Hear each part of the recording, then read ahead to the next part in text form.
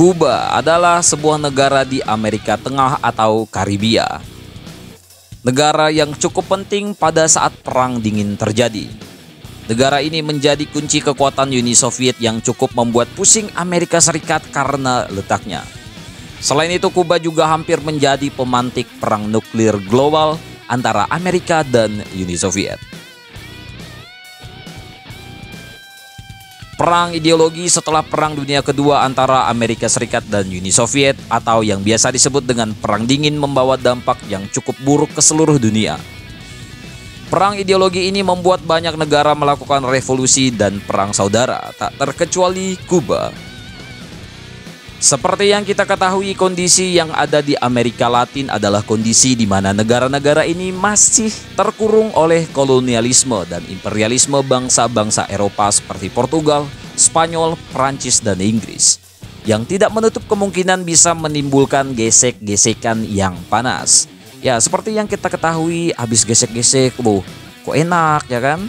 Keterusan dah, menjadi meningkatnya pergerakan revolusi di benua Amerika. Khususnya Amerika Selatan dan Tengah juga berdampak pada Kuba.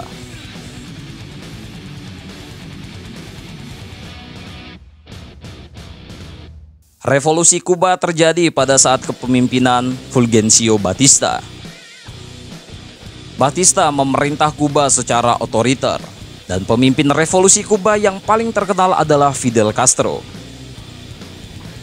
Castro melakukan beberapa kali gerakan revolusi di tahun 1953 hingga 1955 dan 1955 hingga 1959. Selain Castro dan kelompok The 26 Movement pimpinannya, Kuba juga memiliki kelompok revolusi lainnya adalah The Revolutionary Directorate yang dipimpin oleh Jose Antonio dan kelompok The Second Front pimpinan Eloy Gutierrez. Perjuangan revolusi dari tahun 1955 hingga 1959 selain berperang dengan senjata, Castro juga mencari bantuan dari luar negeri seperti Meksiko. Kemudian mendapatkan bantuan dari Ernesto Che Guevara.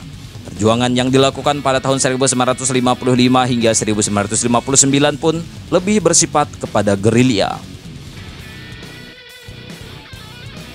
Menurut Che Guevara ada beberapa faktor esensial yang menentukan kesuksesan aksi gerilya. Yang pertama adalah pasukan rakyat mayoritas dapat memenangkan perang melawan tentara yang bersenjata lengkap dengan catatan secara proaktif rakyat dapat lebih kooperatif dan melaksanakan taktik-taktik yang diberikan oleh pemimpin gerilya. Untuk melakukan revolusi, rakyat tidak perlu menunggu sampai kondisi negara mendukung untuk terjadinya revolusi. Karena gejolak yang diciptakan rakyat sendiri sesungguhnya mendukung kondisi yang memberi dorongan yang lebih dahsyat. Lalu masyarakat pinggiran yang tak tersentuh oleh perhatian pemerintah merupakan kekuatan massa terbesar dalam revolusi. Dan pada tanggal 1 Januari 1959, Batista yang kalah melarikan diri ke Amerika Serikat. Hal ini menandai keberhasilan revolusi Kuba. Kemudian Fidel Castro naik menjadi pemimpin dan pemerintahan Kuba menjadi pemerintah komunis. Dengan kejadian tersebut akibatnya Amerika merasa kecurian.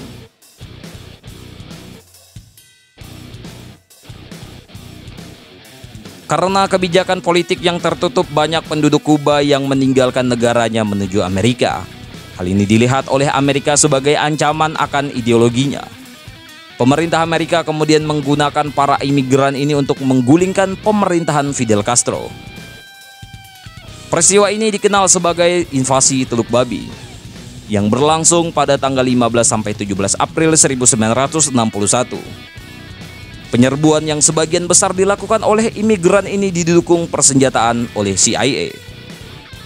Invasi ini pun dengan cepat dapat digagalkan oleh Castro. Selain itu, Castro juga berhasil menyandera 1.000 lebih tawanan. Amerika Serikat yang kalah harus menanggung biaya makanan dan obat-obatan seharga 53 juta dolar Amerika untuk ditukarkan dengan pembebasan tawanan. Kekalahan ini adalah pukulan telak bagi Amerika. Ya, seperti yang kita ketahui, Amerika Serikat ini memang gemar berperang. Selain itu, karena peristiwa ini Kuba memutuskan hubungan diplomatiknya dengan Amerika Serikat. Hal ini tentu membuat Uni Soviet senang karena mendapat rekanan strategi di wilayah Amerika.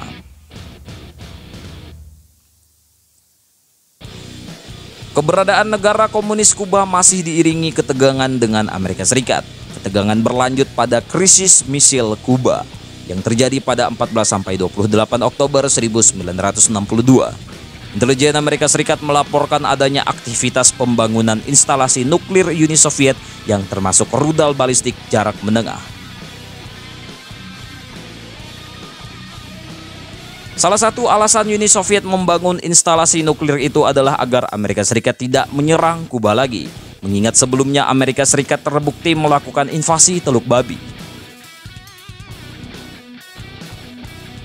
Instalasi nuklir tersebut hanya berjarak 90 mil dari wilayah Amerika Serikat, yang jelas mengancam kawasan pantai timur ke Amerika Serikat sewaktu-waktu. Presiden John F. Kennedy mencegah usaha tersebut dengan memblokade sekitar perairan Kuba. Usaha ini bermaksud mencegah masuknya kapal selam Uni Soviet yang diduga membawa peralatan nuklir ke Kuba. Krisis misil Kuba berakhir dengan kesepakatan antara John F. Kennedy dengan Nikita Khrushchev pada tanggal 28 Oktober 1962. Amerika Serikat berjanji tidak akan menguasai Kuba dan melucuti rudal-rudalnya di Turki, sedangkan Uni Soviet akan menarik seluruh instalasi nuklirnya ke Kuba. Penyelesaian krisis ini membuat lega warga dunia karena jika berlanjut dalam perang fisik, maka kehancuran dunia dapat lebih parah daripada Perang Dunia Kedua.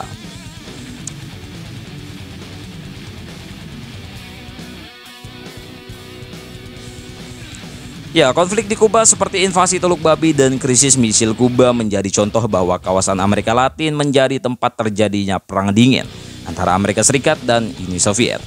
Amerika Serikat tidak senang dengan pemerintahan Kuba yang komunis di bawah pimpinan Fidel Castro karena Kuba akan cenderung berpihak pada Uni Soviet. Sedangkan Uni Soviet yang berkawan dengan Kuba ingin menempatkan pengaruh komunisme di kawasan Amerika Serikat, sekaligus sebagai bentuk persaingan terhadap kekuasaan Amerika Serikat.